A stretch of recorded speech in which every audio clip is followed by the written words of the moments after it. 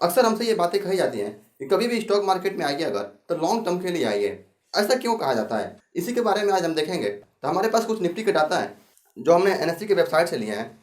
Screen पे ये चीज़ें शो होंगी कि 2008 में निफ्टी का 1 जनवरी का जो डाटा है, 2008 में निफ्टी 6196 था, 2009 में 2963, ऐसे ही 2010 में 5200 रुपये, 2011 में 6177, 2012 में ये हो गया निफ्टी हो गया 4675, 2013 में निफ्टी पहुंच गया 5982, 2014 में 6301, 2015 में 8288, 2016 में 7924, 2017 में 8210, 2018 में 10477, 2019 में 10868, 2020 में 12202, 2021 में 14104 जो अभी का करंट प्राइस है। और अभी मार्च का करंट का देखें इस समय का तो लगभग 14500 के आसपास है। ये जितने भी डाटा हम बताए हैं पिछले, ये सब डाटा 1 जनवरी का लिया गया है। अब यहाँ पे सारी चीज़ें स्क्रीन पे शो कर रही हैं। इसमें आप देखिए कि 2008 से हर एक साल के गैप के बीच में देखते हैं। अगर मान लीजिए कि आप पैसे स्टॉक मार्केट में 1 साल के लिए इन्वेस्ट करते हैं, चूँकि ये निफ्टी का डाटा है तो निफ्टी पूरे स्टॉक मार्केट का इंडिकेटर होता है। तो अगर हम 1 साल, मान लीजिए कि आप पैसे 1 साल के लिए इन्वेस्ट कर रहे हैं, तो अगर मान लीजिए कि आप 2008 में इन्वेस्ट करते अगर, तो यहाँ से सीधे 6196 से निफ्टी घट के पहुँच गया है 2963। हालांकि ये एक्सेप्शनल केस है, इस समय कई सारे स्कैम सामने आए थे जिसकी वजह से पूरा स्टॉक मार्केट क्रैश कर गया था, तो इसको हम नहीं कंसीडर करते हैं। 2010 से देखते हैं। 2010 में आपका था 5200, 2011 में आपका है 6177। यानी कि अगर मान लीजिए कि 2010 से 2011 के बीच में अगर 1 साल के लिए आप पैसे डालते हैं तो थोड़ा सा आपको इंक्रीमेंट मिलता है, लगभग 15 से 18% के आसपास का। वहीं मान लीजिए कि 2011 में पैसे डालते आप तो वहाँ पे 6177 से 2012 में 4675, यानी कि यहाँ पे काफ़ी फॉल डाउन हो गया है, लगभग 35 से 40% मार्केट गिर गया है। वहीं पे 2012 से 13 के बीच में देखें तो 4675 से 5982 यहाँ पे इंक्रीमेंट भी देखने को मिला है। इसके बाद 2013, 14, 15 तक लगातार इंक्रीमेंट हुआ है। उसके बाद फिर 15 से 16 के बीच में मार्केट फिर डाउन हुआ है 8288 से 2015 में 8288, उसके बाद 2016 में 7924। तो यहाँ पे भी मार्केट गिरा हुआ है। इसका मतलब हुआ कि अगर आप पैसे 1 साल के लिए इन्वेस्ट करते हैं तो आपके 50 से 60% चांस हैं कि आपको प्रॉफिट मिलेगा। 40% चांस है कि आपके पैसे गिरेंगे, आपके पैसे जितना आप इन्वेस्ट किए हैं आपके पैसे घटेंगे। अगर यही मान लीजिए कि आपका इन्वेस्टमेंट पीरियड अगर हम 3 साल के लिए मान लें कि आप 3 साल के लिए पैसे डालते हैं, तो सपोज आप पैसे 2010 से इन्वेस्ट करना स्टार्ट कर रहे हैं तो 2010 में 5200 है निफ्टी। अब मान लीजिए कि आप 2010 से 2013 में पैसे निकालते हैं तो यहाँ पे है आपका 2013 में 5982, यानी कि थोड़ा सा इंक्रीमेंट है, लगभग 10% का। अगर मान लीजिए कि आप 2011 में पैसे डालते हैं, 6177 निफ्टी है, और 3 साल के बाद 2014 में निकालते हैं तो 6177 से 6301, बहुत ज़्यादा तो नहीं बढ़ा है लेकिन आपका कैपिटल डूबा नहीं है, सेम है ऑलमोस्ट।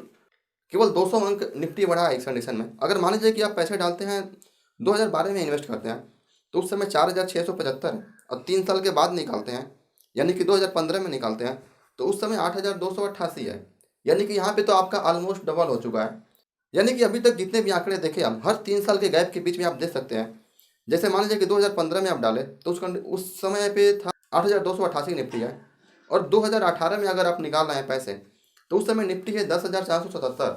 इसका मतलब हुआ कि अगर 3 साल के लिए पैसे आप डाल रहे हैं तो यहाँ पे 90% चांस बन रहा है कि आपको प्रॉफिट मिलेगा, चाहे प्रॉफिट थोड़ा हो या ज़्यादा हो लेकिन आपको प्रॉफिट मिलेगा। तो यहाँ पे किसी भी 3 साल के बीच का आप डिफरेंस देखिए तो जो आपका इन्वेस्टमेंट होगा उसमें आपको नुकसान नहीं हुआ है, 90% से ज़्यादा चांस है कि आपको प्रॉफिट मिलेगा। लेकिन अगर मान लीजिए कि इन्वेस्टमेंट पीरियड और बढ़ा दिया जाए, अगर 3 साल से बढ़ा के मैं इसको 8 साल कर दूँ, अगर मान लीजिए कि आप पैसे 2010 से देखते हैं कि अगर आप मान लीजिए कि आप 2010 में इन्वेस्ट करते हैं तो उस समय निफ्टी है 5200, और 8 साल के बाद, अगर 8 साल के बाद यानी कि 2018 में निकालते हैं तो उस समय आपका निफ्टी है 10,477, यानी कि 5200 पे आप निफ्टी पे उस समय पे इन्वेस्ट करते हैं, और 2018 यानी कि 10,477 पे आप निकालते हैं, तो यहाँ पे लगभग आपका पैसा डबल हो गया। ऐसे ही किसी भी टाइम पीरियड के 8 साल के टाइम पीरियड को गैप को देखते हैं। जैसे मान लीजिए कि अगर आप 2011 में पैसे डालते हैं तो उस समय निफ्टी है 6177, अगर 8 साल के बाद यानी कि 2019 में निकालते हैं तो उस समय है 10,868, यानी कि 6,000 से 10,000 बढ़ गया। ये एवरेज देखा जा रहा है। अच्छी कंपनी चूज करेंगे तो आपको अच्छा इन्वेस्टमेंट मिलेगा। लेकिन हमारा पर्पज आपको प्रॉफिट दिखाना नहीं है।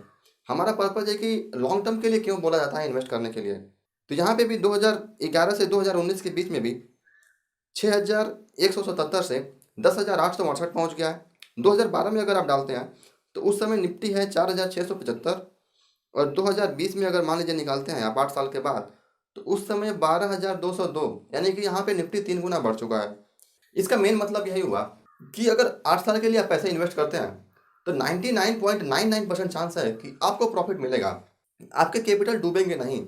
बशर्ते आप जिस भी कंपनी में इन्वेस्ट कर रहे हैं, चाहे वो डायरेक्ट इंडेक्स में कर रहे हो, चाहे जिस भी कंपनी में इन्वेस्ट कर रहे हो, अगर थोड़ा सा उसका फंडामेंटल एनालिसिस करके आप इन्वेस्ट करते हैं तो 99% चांस है कि आपका पैसा डूबेगा नहीं। आपको कुछ ना कुछ प्रॉफिट जरूर मिलेगा।